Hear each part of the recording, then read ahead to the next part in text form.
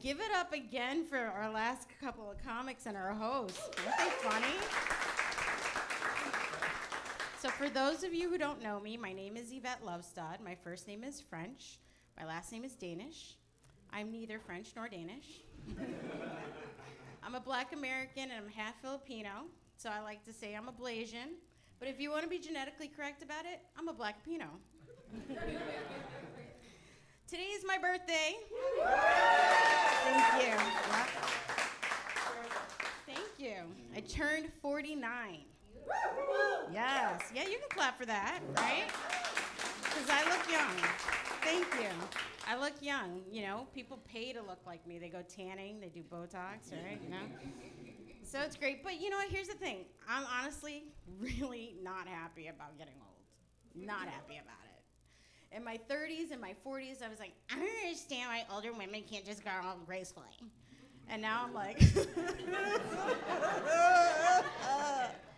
awful. I blame Oprah because I do. I blame Oprah. In my 20s, she was like, live your best life. And I did. I lived my best life. But for me, what that meant was taking 60 of your closest friends, hopping in the back of a U-Haul with a keg, a whole bunch of weed, maybe some other drugs. Somebody else knows about this. And 2 designated drivers, because, you know, safety first. And taking that wheeled party to a land 3 hours away where there were no more wheels. And then who knows whatever happened next, right? So I lived my best life, right? But I didn't know that live your best life was actually code for get your fucking life together. So here I am now, and I'm like, it's a sad day, Oprah. I have to put you in my burn book and be a mean girl because you fed my grandiose delusion that I could also have a star-studded 50th birthday party, right? Like, come on. So no.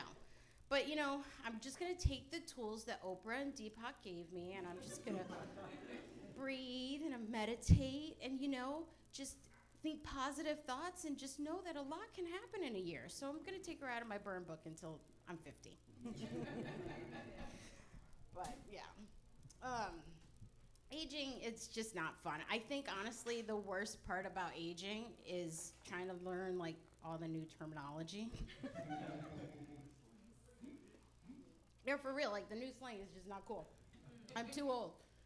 But thank God for Google and Urban Dictionary. And nieces and nephews, right? So, any LGBTQ in here? All right, well, my niece is a lesbian, and she, yes, thank you.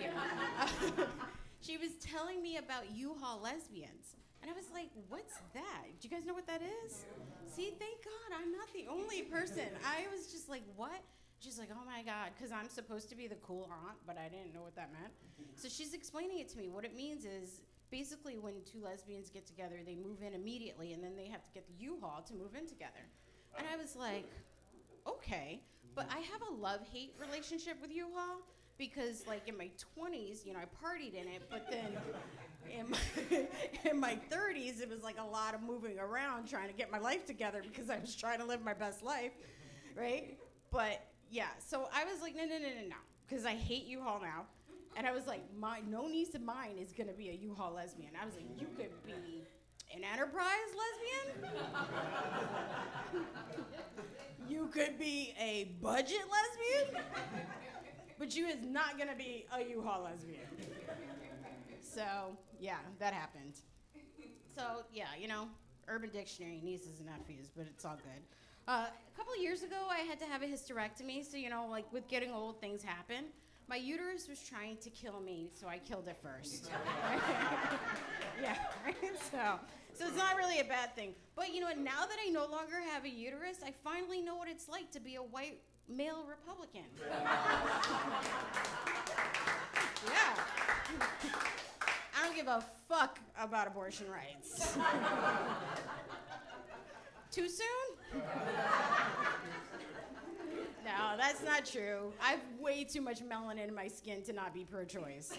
So come on. There's no way I'm just gonna let the government continue to systematically, you know, take away the rights of women and people of color.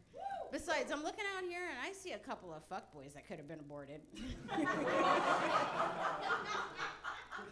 Kidding. Oh, I adopted a dog recently. Yeah, thank you. He's so super cute. But then he started chewing on my shoes. He chewed 3 pairs of my Nikes, and he chewed my black flats.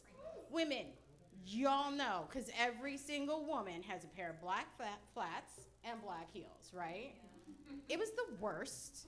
But again, I used my tools that Oprah and Deepak gave me, and I turned it around, and I was like, I get to go shopping. Thank you, puppy. He's so cute. I got him during the pandemic as an emotional support animal, but recently we were going for a walk, and we saw this kid get hit by a car. He was on a Lime scooter, and he was like, bam, he wasn't paying attention. Next thing you know, he flips up over the hood. He lands right in front of me and my dog, and he was like, I'm good. And I was like, only a teenager. I was like, what are we, in a live-action Jackass movie? So my poor dog was like scared to go out, and now it's like my emotional support animal needs emotional support. Yeah. But I'm gonna end on this because it's almost my time. So my dog, I just love my dog. All I do is talk about my dog now.